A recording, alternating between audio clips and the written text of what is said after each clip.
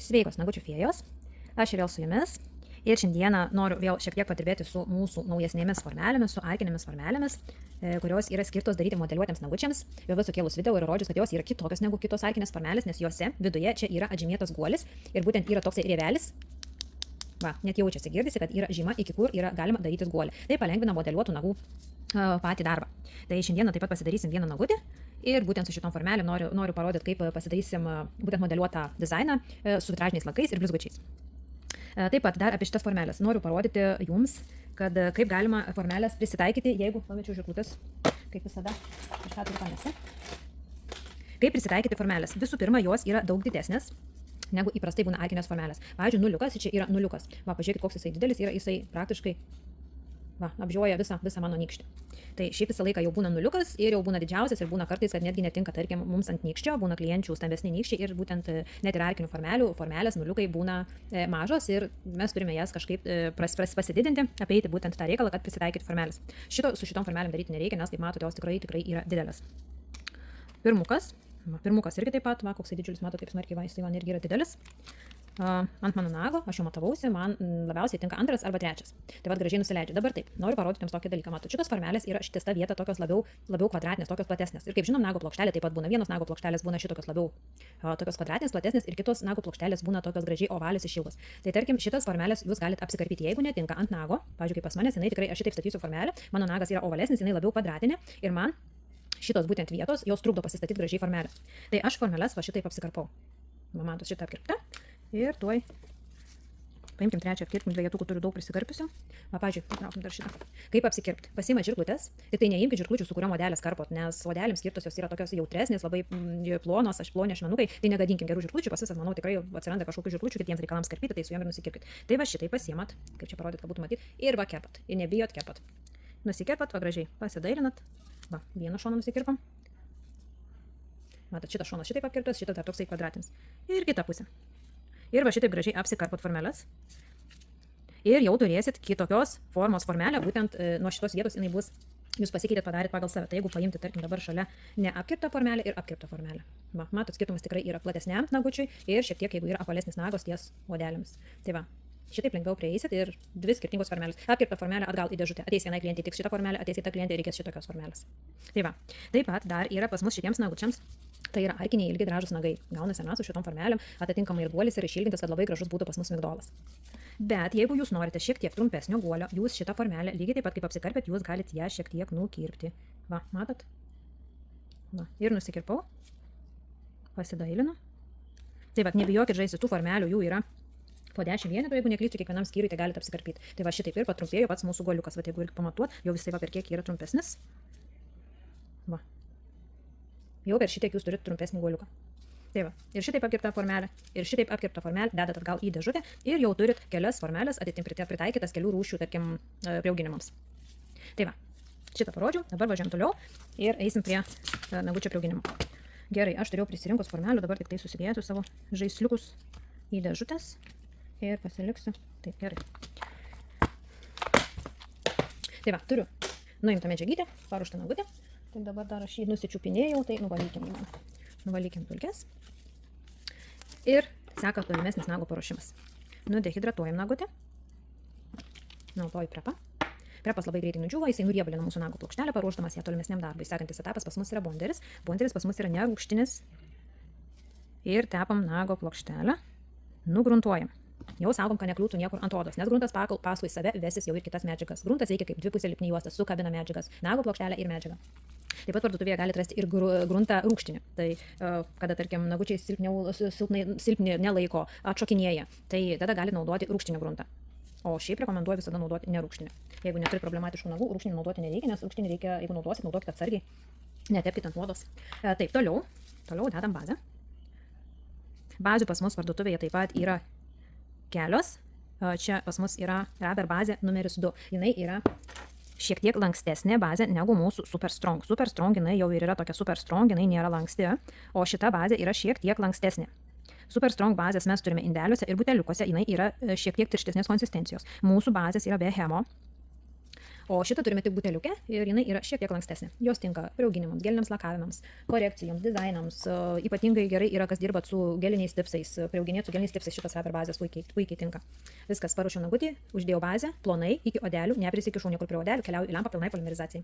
Viskas, supolimerizavo, dirbsim toliau. Toliau man reikės, aš naudosiu violetinį laką, vitražinį. Jūs galite naudoti, kokį jūs norite, raudoną, žalią, mėlyną, geltoną. Aš šiandieną noriu naudoti violetinį. Taip, toliau man reikės skaidraus akrigelio, reikės Lotos glitter akrigelio, man labai gražiai susižiūrės, būtent su violetiniu šitas akrigelis, nerealiai gražiai spalvytė ir labai gražiai jiedu man žiūrėsis. Ir toliau man reikės blizgučių, aš naudosiu šitokius blizgučius, sidabra. Taip, ir pradėkim, pasimsiu paletę, kad man būtų patogiau, ant paletės aš užsidėsiu violetinių dažiukų. Lako teisingiau violetiniu. Ir taip, aš turiu prisimataus formelę, tik nesu atsižymėjus ilgio. Tai mes ilgį darykim kažkur šitokį. Nei per trumpą, nei per ilgą. Va šitokį nagutį pasidarysim. Pasiimu kažkokį tai plonesnį teptuką ir dabar šičia pagal bortelį, kaip minėjau ir jau rodžiu, čia yra bortelis, pagal šitą bortelį mums labai gražiai nusispalvins. Ir va šitaip nusispalvinam. Va. Labai puikiai spalvinis. Labai gražiai yra ir paumbruoti kelias spalvas. Čia pagal bortelį išdėti vieną spalvą, tarkim, vitražo. Truputėlį patušuoti ir užsidėti kitą spalvą vitražo, papolimerizuoti ir uždėti blizgučių, pasakiškai gražu. Dvi spalvytės, aš umbravau raudoną su violetinė, tai labai gražiai gausi. Galite taip pat pabandyti kelias spalvas. Žalia su mėlyna labai gražiai turėtų umbruotis. Va, pagal bortelį ir aš dabar noriu pasispalvinti. Noriu pasispalvinti šiek tiek daugiau ir į laisvą kraštą tą spalvą aš šiek tiek ištušuosiu. Va, uždedu šiek tiek daugiau. Būtų ryškesnė man ta violetinė. Ir į laisvą kraštą aš jos deduosi šiek tiek mažiau. Va šitaip man gražiai išsideda, matot, yra bortelis ir labai gražiai išsideda pagal bortelį. Paimu kažkokį biškičių platesnį teptuką. Ir kadangi noriu šiek tiek pratušuoti, aš noriu, kad man į laisvą kraštą būtų toks prašviesėjimas. Tai va, tą prašviesėjimą aš ir pasidarau. Va, šiek tiek prasiu. Tampau vitražiuką ir va gausis toksai lengvas prašviesėjimas. Čiut dar. Dabar nešu į lempą kokią 10 sekundžių, papolimerizuosiu. Supolimerizavom. Jeigu manom, kad mums trūksta šiek tiek ryškumo, būtent pagal šypsenėlės liniją, aš galiu dar šiek tiek užsidėti būtent palei šypsenėlės liniją, pagal tą bortelį, dar šiek tiek vitražo. Čia, jeigu manot, kad reikia, nebūtina. Ir jau su vienu sluoksniu gausis labai gražiai, nes dariau pavyzdukus, tikrai gražiai gaunasi. Ir su vienu sluoksniu, nes prie bortelio spalva jinai subėga ir jinai būna vis tiek ryškesnė. Dar kelias sekundės, 2-3 sekundės įdėsiu lempą. Visą šitą reikalą patrauksim. Ir blizgučio eilė. Imu blizgučio. Gali dėti ir kitokį blizgutį. Visi blizgučiai labai gražiai žiūrėsis. Aš noriu sidabro. Ir dedatės blizgutį išskirstot. Išskirstot iki bortelio.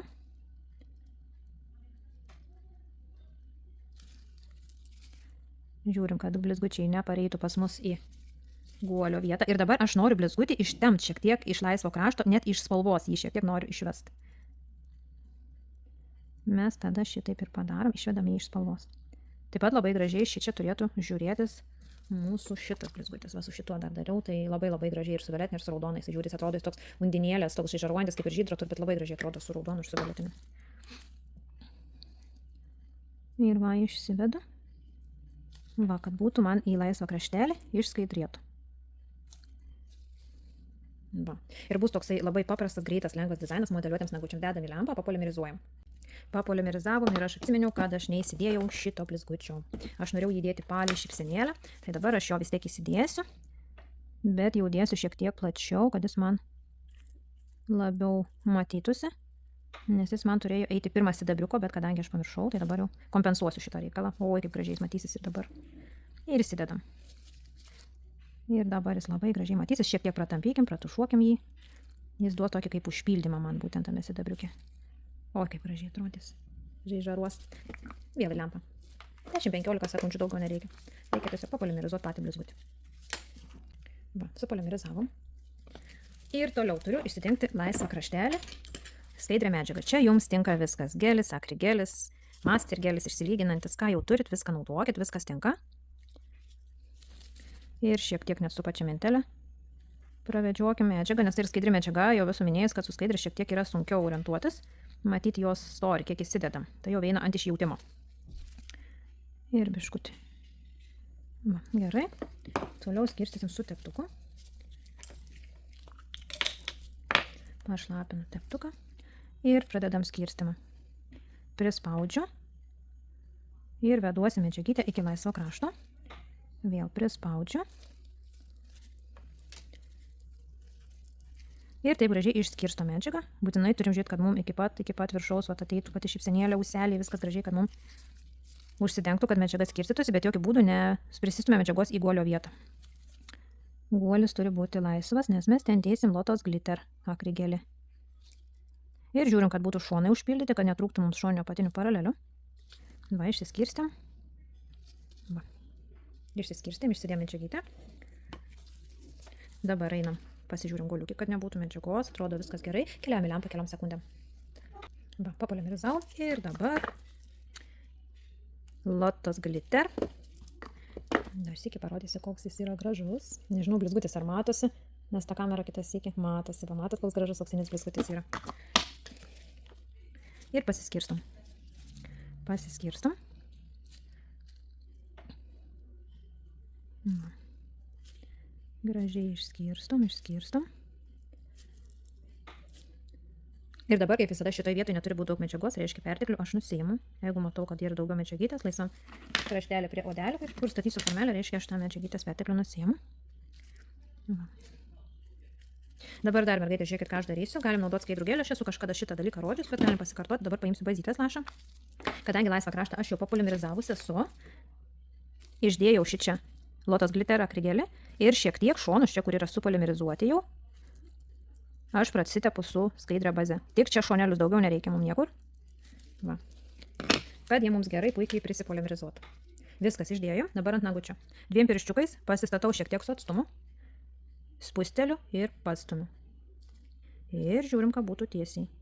Va. Žiūrim, kad būtų tiesiai.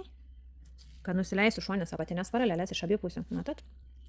Nusileidžiu šoninės apatinės, dar matau, kad galiu šiek tiek pastumti. Va, puikiai. Panagyti. Kaip ir galėčiau šitą tokį minimalų perteklių išsiimti. Galiu palikti, galėsiu išdildžiuoti, arba galiu pasidaryti protarpinę polimerizaciją. Jeigu rasiu dabar po ranka su kuo. Greitai viską susijungsim, kadangi viskas po ranka. Ir aš turiu lemputę. Esu rodžius, turiu lemputę pakabintą ant lempos. Labai patogu, kelias sekundės popolimerizacija. Vis laik protarpinė polimerizacija šitoje vietoje. Va. Kelias sekundės prisipolimerizam ir dabar galim pasitvarkyti panagytę. Ir pasižiūrim, čia nieko daug nėra, galim realiai ir nieko nedaryti, bet tiesiog, kad jums parodyti. Va, galiu šitaip išdailinti. Va. Jeigu būtų didesnis perteklius, aš jį tiesiog išimčiau. Ir viskas, dabar keliam į lempą pilnai polimerizacijai. Va, supolimerizavom. Nusivalom formelę. Ir truputį paspaudžiam, kad lengviau nusimta. Va. Ir štai turim modeliuotą nagutį. Ar bereikia lengviau ir paprasčiau? Manau, kad ne. Svarbiausia, turite teisingai prisimatuoti formelės, o toliau jau jūsų vaizduotės reikalas, kokius jūs dizainus darysit. Tai va, toliau pasivalom lipnumo, kurį turim šiek tiek prie odelio. Turim šiek tiek lipnumo panagytai. Va. Ir toliau pas mus seka dildžiavimas. Tai, čia ir vėl nėra skirtumo, ar jūs pirmą paimsit dildę, ar jūs pirmą paimsit frezutę. Jau esu pastebėjusius, kad aš vieną sykį su dildė pirmą, dildė uždaryta. Laisvas kraštas, dildė yra priguldyta.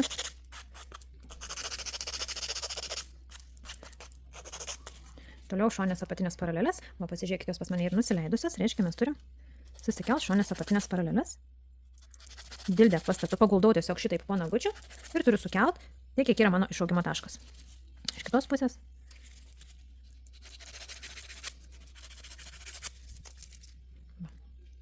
Toliau imsim frezutę. Kankorėžiukas. Be galo patogus visur prieiti. Ir tą minimalų pertekliuką, tarkim, kur mums čia praktiškai net nelabai yra tas medžiagytės išlindėlė, matot. Bet mes jį vis tiek turim pasilydinti, pasidailinti. Kad būtų gražu. Va.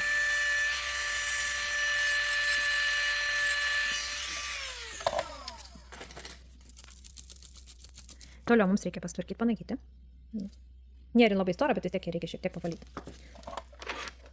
Panaigi valyti, kadangi nagas jau ilgas, aš naudosiu ilgesnį angaliuką, nes mano konkurežiukas ilgesniam nagui jau netinka, nes kadangi jis yra per trumpas. Ir panagytas valymas.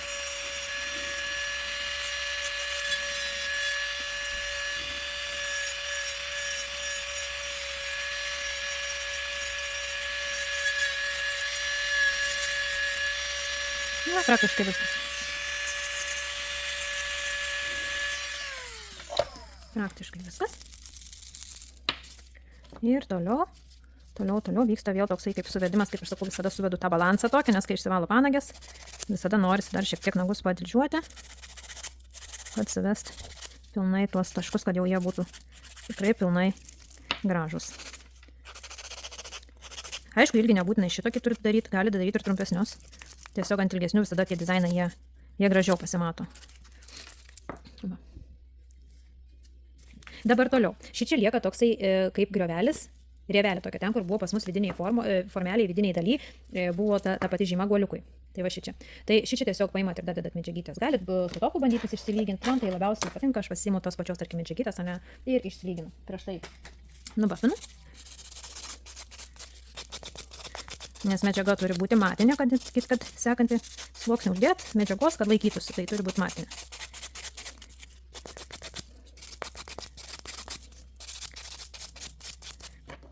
Tarkim, užsidėjus lotos gliterą, galit netgi pabandyti pasiumbruoti, tarkim, uždėti milkį. Tai nebūtinai gali būti ir akrigelis, galit pabandyti uždėti, tarkim, čia dabar, kai reikia išsilyginti, na, šitoje vietoje nebūtinai gali būti akrigelis išlyginimui, galit bottle gelį pabandyti naudoti, galit gelį dėti medžiagos, tarpusavy jos viso draugauja, viskas su jom yra gerai. Čia tiesiog yra reikalinga būtent jūsų vaizduoti. Ir paimu medžiagytės ir užsidedu.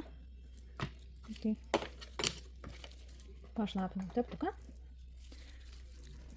Tik dabar reikia išsiraityti kažkaip patogiai. Turiu, kad biškį gal per daug paimu. Va. Ir išskirstau. Jeigu formelė bus daugiau apkirpta, atkreipkite dėmesį, kad gali reikėti šiek tiek ir apex atsistatyti.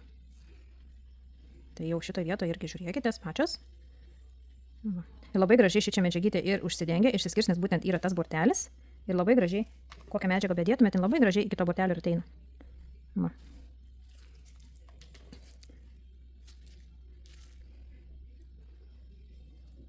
Ir viskas. Truputėlį vėl nubafinsim, kad būtų gražus dengti topui. Kad būtų gražus paviršius. Va. Matot, puikiausiai. Viskas, dabar keliauju lempą pilnai polimerizacijai, paimsiu bafutį, šiek tiek nubafinsiu ir tiesiu topą. Supolimerizavom. Nuvalom lipnumą. Va. Jis praktiškai visiškai lygus yra, net nesijaučia, kad reikėtų kažką jam daryti, bet tiesiog turim jį pasiruošti su bafu, kad gražiai topas užsidėti.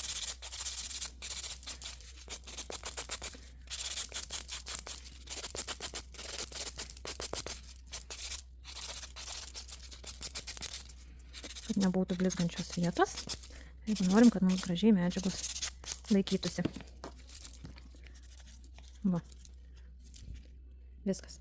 Toliau. Jau mane žinot, jeigu nelakuoju, visada gruntuoju.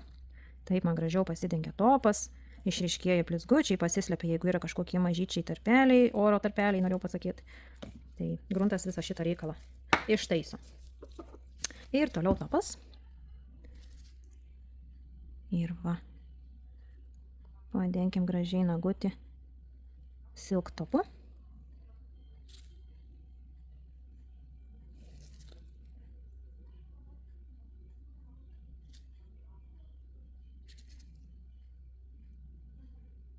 Pažiūrėkit, kaip gražiai gavosi. Koks greitas, paprastas dizainas. Ne jums guolius dildžiuot, ne jums pačią formą stengtis ten išdildžiuot. Į pagalbą ateina jums viršutinės formelės ir va darykit gražius modeliuotus nagus.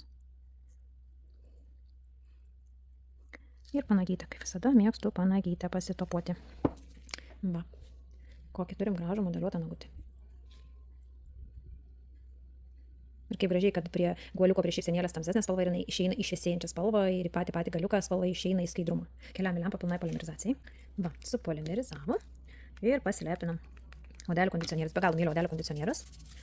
Jie labai skaniai kvepia visų pirma, jie nėra tokie riebus kaip aliejukai, jie odelės mūsų padrėkina, pamaitina, padeda joms atsistatyti, atsigauti, visa oda būna pasidengusi tokia kaip šilko. Ir naudojant odelį kondicionierių nebūtinai galite jo dėti tik prie odelio, galite klientė visus pirščiukus tiesiog net ant rankų užlašinti ir trint ir pojūtis labai yra malonus. Turim 3 kvapų, tai turim mango kvapo, naujas yra bubblegum, be galo skaniai kvepia bubblegum ir vanilės kvapo turim. Ir taip pat, kas jau labai mėgstat aliejukus, tai taip pat turim ir aliejukų mylėtoms, tai mes turim rožių kvapų, naujiena pas mus rožių kvapo, aliejukas labai skaniai kvepia rožėmis. Tai kaip kas kam labiau patinka, kam aliejukai, kam kondicionieriai. Tai vat. Ir taip pat dar noriu įsikelti parodyti savo topą. Čia yra mano meilė šiai dienai. Tai yra Glossy Top, Silk topas, jis yra vidutinės konsistencijos, atsparus susibraižymams, negeltonuoja, nebijo jokio riebalo. Tai va. Šitokį turim nagutį. Dabar mes jį poliruokim, aš nagučius mėgstu papoliruoti. Ir va. Štai mūsų modeliuotas nagutis. Va, toks lengvas, gražus dizainas. Manau, paprasčiau ir būt negali. Tai ką, gražių nagų, gerų darbų.